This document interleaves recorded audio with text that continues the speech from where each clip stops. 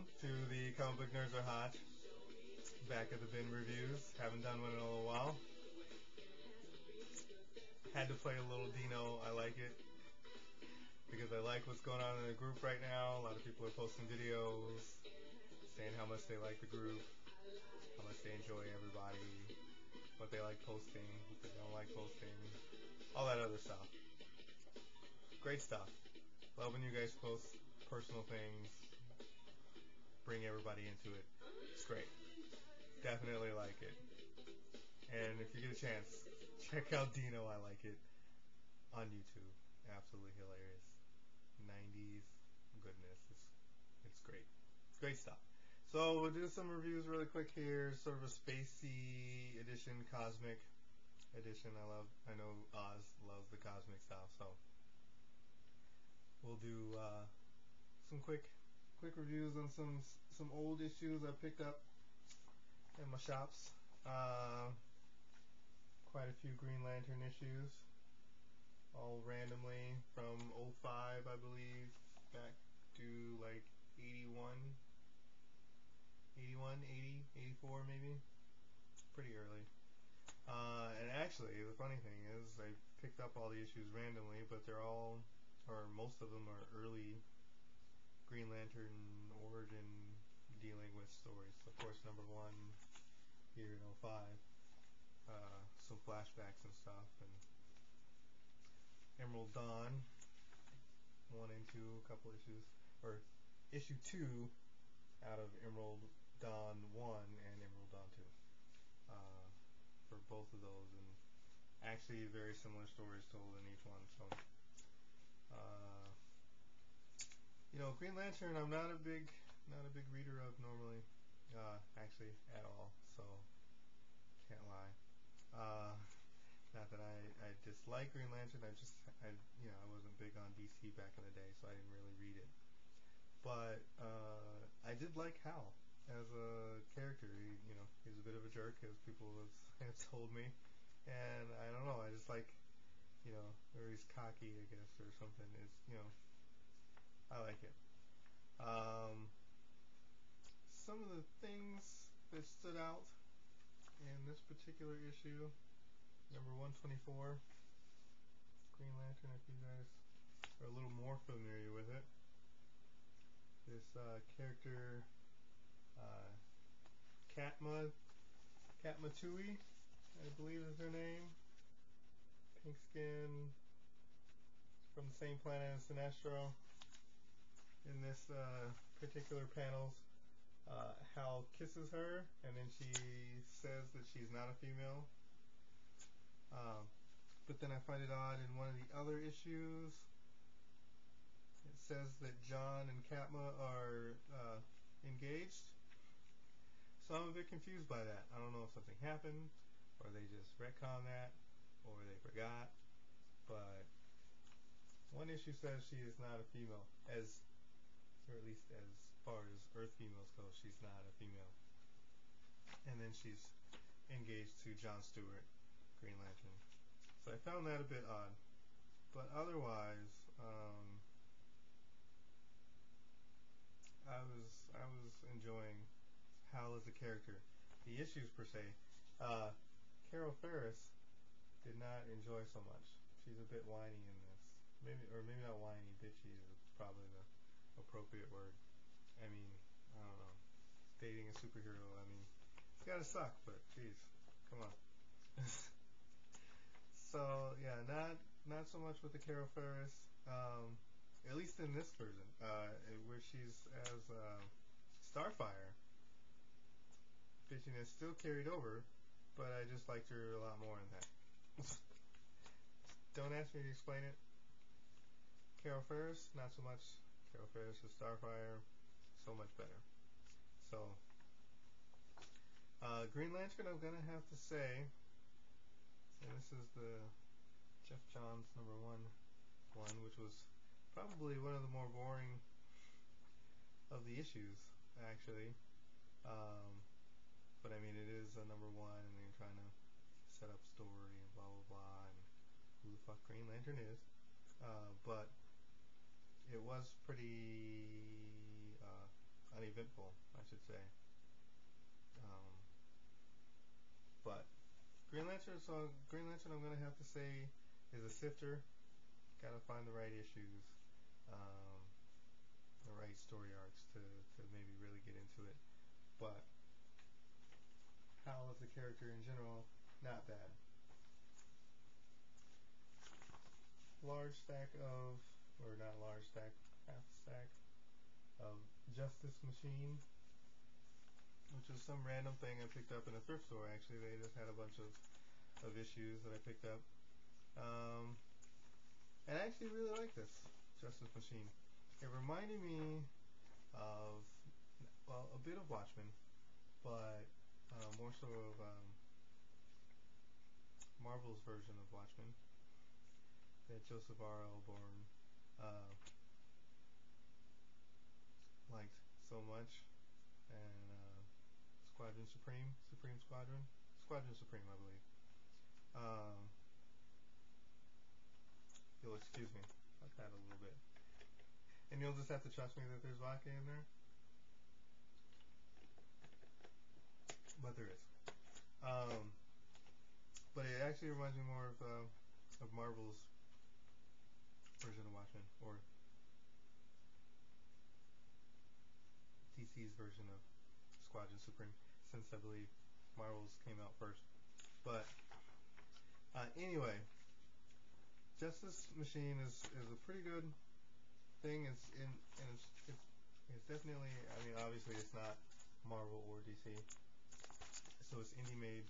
So like, I think they put in the letters pages somebody who was pointing out all their typos and mistakes and such.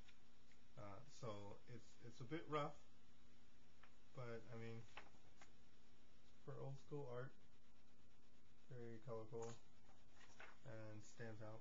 And I like it, and I just enjoyed the characters. I enjoyed the story. Very good, and the humor in it. I mean, there's a serious tone through parts of it, but carried a lot of humor in it. And actually, I want to find. Probably should have planned this out a little bit better, but you know me. One of the hilarious things is they have a issue where they're on Earth and at a comic book convention. Here we go. On Earth and at a comic book convention, and the smooth guy or whatever is trying to hit on girls and blah blah blah, and at the comic book convention, and all of a sudden the girls turn and they're like, "Oh, it's Frank Miller." And so they run after Frank Miller, and all the girls run after Frank Miller except for this one guy in a North Star costume. And because the guy was trying to talk girls into accompanying him back to the hotel, and the guy in the North Star costume is more than happy to continue to go to the hotel, even though Frank Miller is there. So I found that hilarious, especially since this was '87, and I'm not sure exactly when North Star came out. Everybody else said they already knew, and it was into that and dealt with, but that was pretty. And then I think they even did another little one with him where the North Star guy hits on him again. So I found that hilarious to me, and they even take a little shot at Wolverine in there, introducing that they're at the Comic-Con. But definitely, Justice Machine, if you can find it, shouldn't be that hard. But Justice Machine, find it. I say dig for it. I mean, the story, I think, looks like it was planned out and done well enough that you could really enjoy yourself and get a good story in. The only thing I would say is that within some of the issues, it looks like they reprinted or like retold the story from earlier when it's on the Noble printing to when it was on Comico, and then, well, Innovation. It looks like from each one they kind of restarted the story a bit, so there's a couple of details that are a little bit different, so you get a bit of a identity crisis in there. But find a particular run on it, maybe the Comico, I'm not sure. Really, if you can find a run on it, go ahead and buy it. It's a good read. Marvel's The Eternals. You know, no. I can't even. The art in there is okay. I mean, it's standard, pretty standard stuff, nothing spectacular. I mean, Cersei's in the beginning, but she doesn't do anything, just flirts with some guy. It's mostly about Icarus, and, I mean, Icarus is shirtless for a bit, so I mean, yay, but, I don't know. I don't know. Not so much with the fun. Not so much. I would say pass. It's nothing horrible, it's just nothing that great that stands out. I mean, they definitely started off like, I mean, it says the battle begins, so I mean, they're just starting off with whatever, I guess, 12-issue story. So they're just starting off out with it, but it just wasn't, or at least based on this issue, I would say pass. Unfortunately, I know how Jimmy likes his Cersei, but I just can't see anything about Eternals that was so great.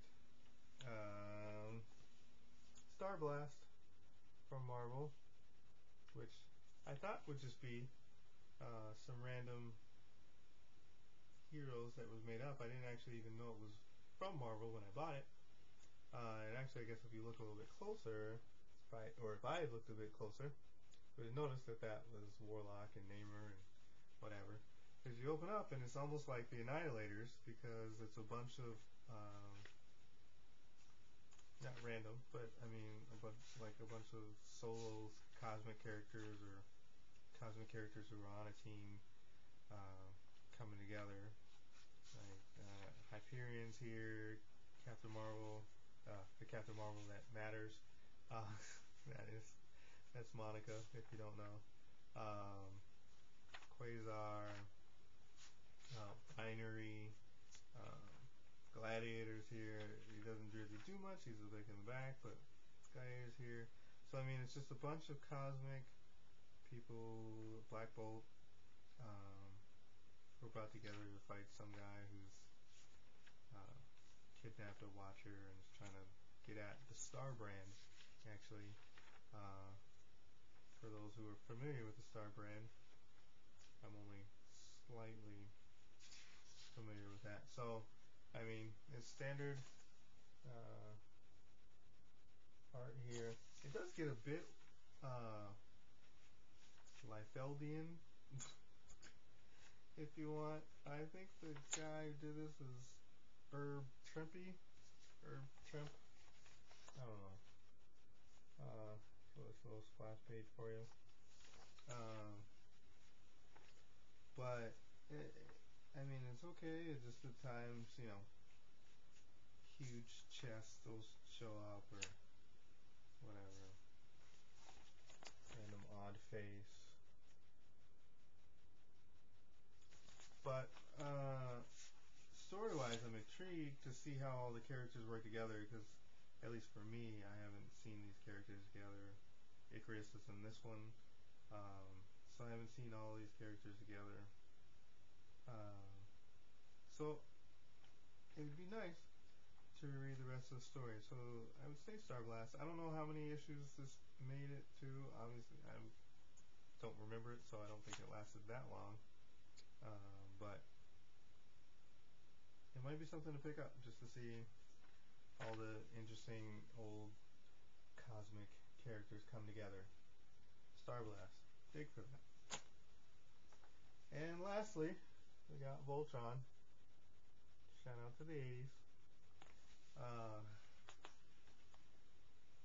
Definitely great paper quality. People don't really talk about paper quality that much in comics, but it's nice, glossy, and I mean the colors and style, everything's great. I will say they have an inordinate amount of close-ups. Like, most of their scenes are like just ridiculously close. And so in some places, especially like battle scenes and stuff, it's a bit hard to tell what exactly is going on. Like just visually to see it. I mean, you kind of know, because I mean, they'll say, you know, form blazing sword and, you know, stab something. So I mean, obviously, you know, blazing sword is stabbing something, but it's just hard to see what the hell they're stabbing. But I mean, all in all, it's great. This is issue 10 of Voltron, and it's a issue dealing with ending the arc with Sven, who, if you're a fan of the show, you know Sven got the shaft and was a kind of oddball character, but so it's great to have a laugh at Sven and him being there. But I mean, he's you know, it's an actual good story that they're telling with him. And they end the notes on Rommel, which is one of my favorite moments from watching or rewatching the cartoon. Was Rommel was because they treated her like absolute shit, and it's just hilarious if you go back and watch Voltron and see how they treated Rommel. That shit is funny. And I've actually commented on that in the group if you want to search for Rommel and if it actually comes up. But funny stuff with Rommel. But this particular story was good. I'll look into Allura and Voltron, and the arts in this is just really great. I mean, it's just colors are ridiculous. So definitely good. And then there's a backup issue by Mark Waid, or backup story, I should say, by Mark Waid on the origin of Jiminy Cricket's Zarkon, of course. And you'll get to see youngish Zarkon and how he becomes King Zarkon. But of course, not all in one thing. So I would definitely say Voltron, dig. The art, if you're an comic book art fan, the art in this is, I mean, even the ad for the Dragon Ball Z game looks good. Like, seriously. So, the Dragon Ball Z game itself looks shit, but the art for it is good. So, yeah. Definitely Voltron, DDP, publisher. I'll look for that. Issue 10. Definitely good. I would dig for this. So, Merry Christmas, motherfuckers. Have a good time. It's still Christmas, even though it's late. You know how I am.